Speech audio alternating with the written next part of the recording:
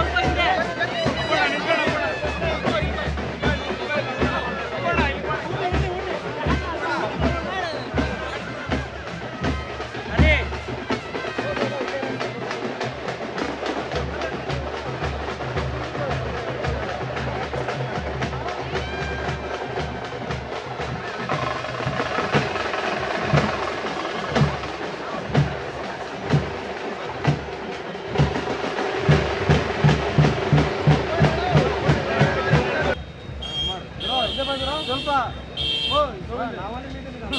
ಸ್ವಲ್ಪ ಸ್ವಲ್ಪ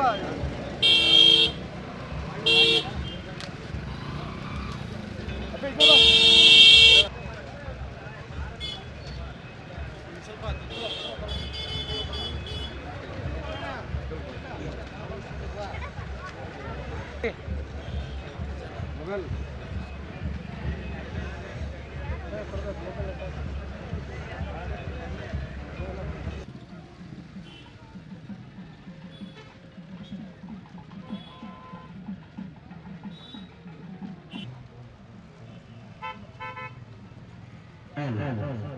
Sure.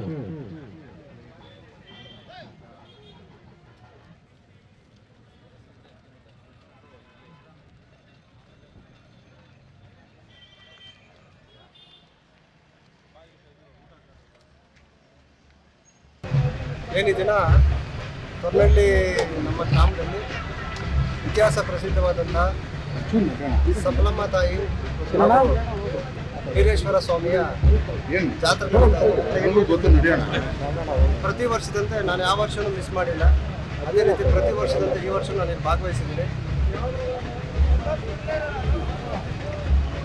ಇಲ್ಲಿ ಸುಮಾರು ನಾವು ನೋಡ್ತಾ ಇರ್ಬೋದು, ಇಂಥ ಸಂಸ್ಕೃತಿನ ನೋಡೋದಕ್ಕೆ ನಾವೆಲ್ಲ ಚಿಕ್ಕ ಮಕ್ಕಳಲ್ಲಿ ನೋಡ್ತಾ ಇದ್ದೀವಿ. ನಾನು ಬೆಳೆದಿದ್ದು ದಕ್ಷಿವರ ಅಂತ ಹೇಳೋದು, ದಕ್ಷಿವರ ನಮ್ಮ ತಾಯಿಯವರು ಅಲ್ಲಿ ಬೆಳೆದ ಸಮ್ಮರ್ ಹಾಲಿಡೇಸ್ ಬಂತು ಅಂತಂದರೆ ನಾವೆಲ್ಲ ಜಾತ್ರೆಗಳಿಗೆ ಹೋಗ್ತಾ ಇದ್ವಿ. ನನಗೆ ಗೊತ್ತಿರೋದು ಒಂದೇ ಜಾತ್ರೆ, ಅದು ದಕ್ಷಿವರ ಜಾತ್ರೆ ಬಂದು ಗೊತ್ತಿತ್ತು. ಸುಮಾರು 8 ವರ್ಷದಿಂದ ನಾನು ಇಲ್ಲಿ ಸಪ್ಲಮ್ಮ ಜಾತ್ರೆಯಲ್ಲಿ ಭಾಗವಹಿಸ್ತಾ ಇದ್ದೀನಿ. ನಾನು ನೋಡ್ತಾ ಇದ್ದೀನಿ ತುಂಬ ವಿಜೃಂಭಣೆ ಮಾಡ್ತಾರೆ ಇಲ್ಲಿ. ಆ ತಾಯಿ ಆಶೀರ್ವಾದ ಮುಂದಿನ ದಿನಗಳಲ್ಲಿ ಇಲ್ಲಿ ಏನು ನೆರೆದಿದ್ದಾರೆ ಎಲ್ಲ ಭಕ್ತಾದಿಗಳಾಗಿರ್ಬೋದು, ಈ ಪ್ರಾಣಿಗಳ ಪ್ರೇಮಿಗಳಾಗಿರ್ಬೋದು, ಅದೇ ನಮ್ಮ ಎತ್ತಿಗೆ ಇರ್ಬೋದು, ಮೋರಿಗಳಿರ್ಬೋದು, ಅದನ್ನು ನೋಡೋಕ್ಕೆ ಬರ್ತಕ್ಕಂಥ ಅಭಿಮಾನಿಗಳಾಗಿರ್ಬೋದು, ಅವರೆಲ್ಲರಿಗೂ ಆ ತಾಯಿ ಮತ್ತು ವೀರೇಶ್ವರ ಸ್ವಾಮಿಯ ಆಶೀರ್ವಾದ ಸದಾ ಇರಲಿ ಅಂತ ಕೇಳ್ಕೊಂತ ಪ್ರತಿ ವರ್ಷದಂತೆ ಈ ವರ್ಷವೂ ನಾವು ಸುಮಾರು 7 ದಿನಗಳ ಕಾಲ ನಿರಂತರವಾಗಿ 7 ದಿನ ಎಷ್ಟು ಜನ ಆದರೂ ಬರ್ಬೋದು, ಎಷ್ಟು ಜನ ಆದರೂ ತಿನ್ಬೋದು, ಏನಾದರೂ ತಿನ್ಬೋದು. ನಾವು ಸುಮಾರು 50,000 ಜನಕ್ಕೆ ಊಟದ ವ್ಯವಸ್ಥೆ ಮಾಡಿದ್ದೀವಿ. ಅದು ಈ ವರ್ಷವೂ ನಡೆಸ್ಕೊಂಡು ಹೋಗ್ತಾ ಇದ್ದೀವಿ. ರಾಸುಗಳಿಗೆ ಉಚಿತವಾಗಿ ನೀರಿನ ಸೌಲಭ್ಯ ಆಗಿರ್ಬೋದು.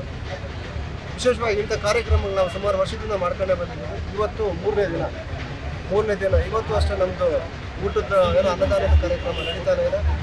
ಮುಂದಿನ ದಿನಗಳಲ್ಲೂ ಕೂಡ ತೊರ್ಲಹಳ್ಳಿಯಲ್ಲಿ ಇಂಥ ಕಾರ್ಯಕ್ರಮಗಳಿಗೆ ನಾವು ಮತ್ತು ಶಾಸಕರಾಗಿರ್ಬೋದು, ನಮ್ಮ ಕಾರ್ಯಕರ್ತರಾಗಿರ್ಬೋದು ಸದಾ ಬೆನ್ನೆಲುಬಾಗಿ ನಿಲ್ತೀವಿ.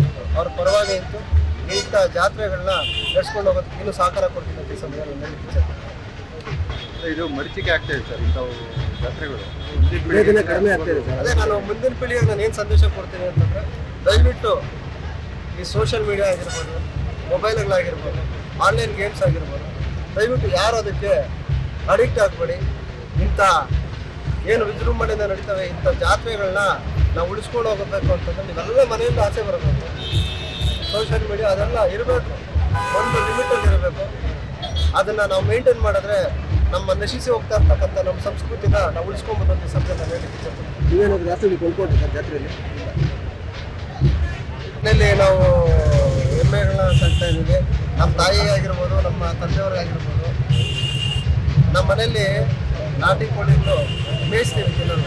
ನಾವು ನಾನ್ ವೆಜಿಟೇರಿಯನ್. ನಮ್ಮ ಮನೇಲಿ ನಾವೇನು ಮೇಯಿಸ್ತೀವೋ ನಾಟಿ ಕೋಳಿ ನಾವು ತಿನ್ನಲ್ಲ. ನಮ್ಮ ತಂದೆಯವರು ಇಷ್ಟಪಡಲ್ಲ. ಮನೆಯಲ್ಲಿ ಏನೋ ಮೇಯಿಸ್ತಕ್ಕಂಥ ನಾಟಿ ಕೋಳಿ ತಿನ್ನೋಕ್ಕೆ ಇಷ್ಟಪಡಲ್ಲ.